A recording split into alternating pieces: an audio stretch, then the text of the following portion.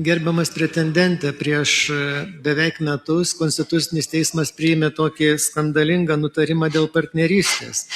Tai norėčiau paklausti, ar jisai galėjo būti taip, kad priimtas ne vienbalsiai, kam nors prieštaraujant. Ir antras dalykas, koks jūsų požiūris į tokį naujai atsiradusi terminą gyvoji konstitucija? Man negaliu atskleisti tikrai nei balsų pasiskirstimo, tačiau jis vėlgi yra tam tikrą prasme ir priimtas atsižvelgiant į bendras konstitucinės justicijos raidos tendencijas Europos mastu. Dėl gyvosios konstitucijos irgi labai dėkui už tokį teisinį tinkamą man klausimą, dėl to, kad šioje vietoje gyvoji konstitucija yra terminas apibūdinantis interpretavimo laisvę, kurią turi teismas, šiuo atveju interpretuojantis subjektas teksto atžvilgiu. Ir šioje vietoje vėlgi mes žinome originaliosios ir gyvosios konstitucijos aiškinimo metodų priešpriešą.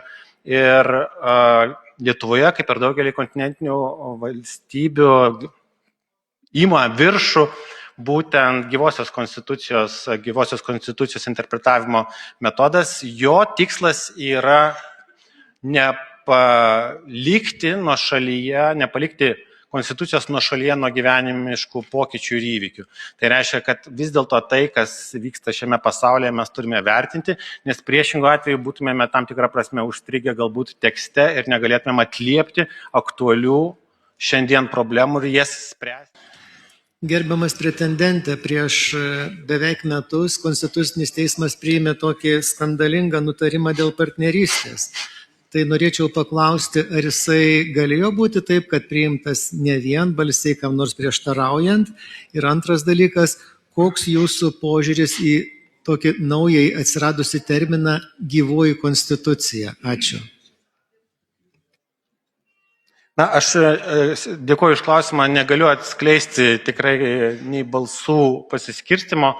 Tiesiog manau, kad nutarimas iš tikrųjų yra labai svarbus, jisai sukėlė labai daug emocijų, tos emocijos turbūt galėjo būti prognozuojamos, tačiau jis vėlgi yra tam tikrą prasme ir priimtas atsižvelgiant į bendras konstitucinės justicijos raidos tendencijas Europos mastu.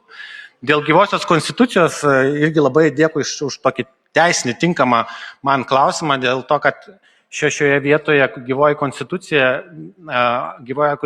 yra terminas apibūdinantis interpretavimo laisvę, kurią turi teismas, šiuo atveju interpretuojantis subjektas teksto atžvilgiu. Ir šioje vietoje vėlgi mes žinome originaliosios ir gyvosios konstitucijos aiškinimo metodų priešpriešą. Ir Lietuvoje, kaip ir daugelį kontinentinių valstybių, ima viršų būtent gyvosios konstitucijos interpretavimo metodas. Jo tikslas yra nepalikti konstitucijos nuošalyje nuo gyvenimiškų pokyčių ir įvykių.